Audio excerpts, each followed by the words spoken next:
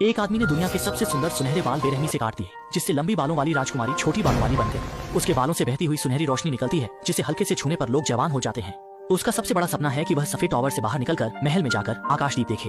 उसे नहीं पता कि वे आकाशदीप वास्तव में उसी के लिए छोड़े जाते हैं। हर साल उसके जन्मदिन पर उसके असली माता पिता आकाशदीप जलाते हैं, उम्मीद करते हैं कि वह जल्द वापस आ जाए। इस दिन सफेद टॉवर में एक चोर आता है। जब चोर सुरक्षित महसूस करता है, तभी अचानक एक आवाज आती है और वह फ्राइंग पैन से गिर जाता है।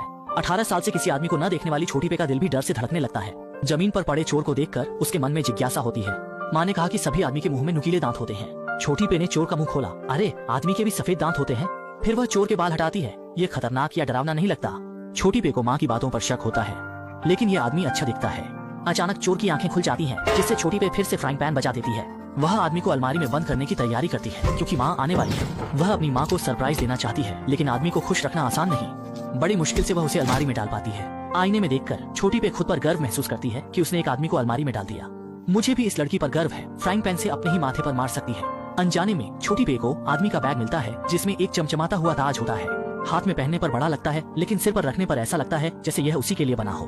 चोर ने कभी नहीं सोचा था कि उसने जो ताज चुराया है वह असली मालिक के सिर पर होगा। तभी माँ की आवाज आती है। छोटी पे ताज को समेटती है और अपने सुंदर लंबे बाल नीचे लटकाती है। वह माँ को बताना चाहती है कि उसने एक अजीब आदमी को पकड़ा है, लेकिन माँ सोचती है कि छोटी अभी भी बाहर जाना चाहती है और गुस्से में आ जाती है। न केवल वह छोटी पे को बोलने का मौका नहीं देती, बल्कि उसे सफेद टॉवर से बाहर जाने से सख्ती से मना करती है। माँ की हरकतों से छोटी डर जाती है और अपनी बात बदलकर कहती है कि वह जन्मदिन पर एक स्वेटर चाहती है, ताकि माँ को सफेद टॉवर से बाहर भेज सके। छोटी चोर को बाहर निकालकर कुर्सी पर बांध देती है। गिरगिट की यातना के तहत चोर आखिरकार जाग जाता है। छोटी पे फ्राइंग पैन उठाए खड़ी होती है। पूछताछ के बाद छोटी पे को पता चलता है कि आदमी का नाम दाशान है और वह उसके लंबे बालों के लिए नहीं आया। गिरगिट की नजर से पुष्टि के बाद शाओ पेई ने आदमी की बात मानी। दाशान को बैग की चिंता करते देख उसने चतुराई से ताज का उपयोग सौदे के रूप में करने का निर्णय लिया, ताकि वह उसे महल में आकाशदीप दिखा सके। दाशान महल वापस जाने की हिम्मत बिल्कुल नहीं करता, लेकिन महिला की धमकी, ताज का प्रलोभन और सुंदर लड़की के आकर्षण के कारण दाशान छोटी पे के सौदे को मान लेता है। मैं तुमसे प्यार करता हूँ। 18 साल तक सफेद टॉवर में कैद रहने के कारण उसके बाल 18 मीटर लंबे हो गए थे। आज आखिरकार वह कैद से बाहर निकली। इस पल वह अत्यधिक उत्साहित थी। उसने अपने सुंदर लंबे बालों को झटक दिया। इस बार यह अपनी माँ को खींचने के लिए नहीं, बल्कि खुद जाने के लिए था। वह कभी इतनी खुश नहीं हुई थी। जब उसके पैर की उंगलियां जमीन पर पड़ी, तो नरम घास और मिट्टी की खुशबू ने उसे मंत्रमुग्ध कर दिया। एक हल्की हवा चली और डंडेलियन नाचने लगे। लड़की अनायास ही उनके पीछे चल पड़ी। अचानक उसे एक ठंडी धारा ने छू लिया। ये एक साफ छोटी धारा थी। इस पल उसका दिल उड़ते हुए पक्षी की तरह था। वह स्वतंत्रता की ओर दौड़ी। उसने उस जगह को छोड़ दिया जहाँ उसे 18 साल तक कैद रखा गया था। उसे बहुत उत्साहित होना चाहिए था, लेकिन छोटी पेई को चिंता थी कि उसकी माँ खुश नहीं होगी, और वह रोने लगी। कभी हंसना कभी रोना, इसने पहाड़ को भी उदास कर दिया। बड़ी मुश्किल से छोटी पेई को शांत किया। एक छोटा खरगोश दौड़ता हुआ आया और उसने छोटी पेई को इतना डरा दिया कि वह पहाड़ पर चढ़ गई। मूर्ख सफेद घोड़ा अभी भी पहाड़ की तलाश में था। उसने पहाड़ का वांटेड पोस्टर देखा और बहुत नाराज हो गया। उसने न केवल पोस्टर को लात मारी, बल्कि उसे टुकड़े टुकड़े कर दिया।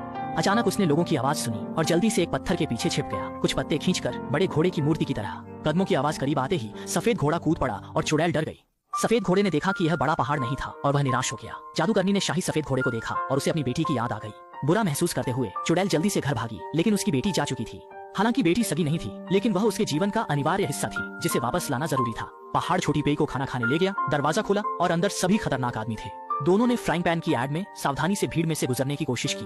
पहाड़ ने देखा कि स्थिति ठीक नहीं है और छोटी पेई को लेकर चल दिया। अचानक दरवाजा बंद हो गया और दाशान की पहचान उजागर हो गई। वे उसे पकड़कर शराब के पैसे के लिए बदलने की योजना बनाने लगे। छोटी पेई ने एक टहनी की ली का उपयोग करके अपने बालों को गंजे आदमी के सिर पर फेंक दिया और सभी से दाशान छोड़ने को कहा, क्योंकि पहाड़ उसे आकाश के लालटेन दिखाने ले जा रहा था, जो उसका जीवन भर का सपना था। छोटी पेई ने जोर से पूछा, क्या तुम्हारे पास कभी कोई सपना नहीं था?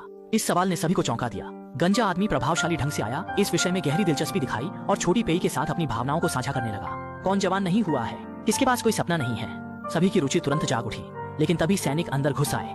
गंजे आदमी ने गुप्त कमरे का दरवाजा खोला और दोनों से जल्दी भागने को कहा। जब सैनिकों को कुछ नहीं मिला, तो सफेद घोड़े ने दरवाजा तोड़ दिया और फिर से अराजक खोज शुरू कर दी। परिणाम स्वरूप सफेद घोड़े ने सुराग पाया। वह गर्व से भीड़ को चीरते हुए बार के सामने आया और अपने खुर से नीचे इशारा किया। फिर उसने स्विच घुमाया और गुप्त रास्ते का दरवाजा खुल गया। अंदर पहाड़ और छोटी पेई अपने सपनों के बारे में बात कर रहे थे और सैनिक पहले ही आ चुके थे। दोनों तेजी से भागे, लेकिन बाहर निकलने पर एक बड़ा बांध था। पीछा करने वाले सैनिक भी आ गए और वह परेशान करने वाला सफेद घोड़ा भी।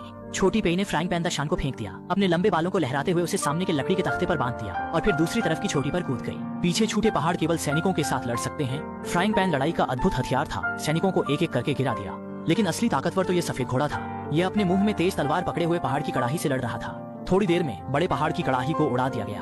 तभी छोटी पेई के लंबे बाल आए और पहाड़ आखिरकार सफेद घोड़े के खुरों से बच निकला। हार न मानने वाला घोड़ा फिर से खंभे को मारने लगा। लट्ठा गिरकर एक लकड़ी का पुल बन गया। सफेद घोड़ा लकड़ी के तख्ते पर चलते हुए छोटी पेई के करीब पहुंचा। मजबूर होकर छोटी पेई को गहरे गड्ढे में कूदना पड़ा। सफेद घोड़ा बस 1 सेंटीमीटर दूर था कि वह बाल पकड़ सकता था। लंबे बालों के कारण शाओ पेई को गड्ढे में भेज दिया गया और पहाड़ भी पानी के रास्ते से शाओ पेई का पीछा कर रहा था। इस तरफ सफेद घोड़े के अवैध विघटन के कारण बढ़ा।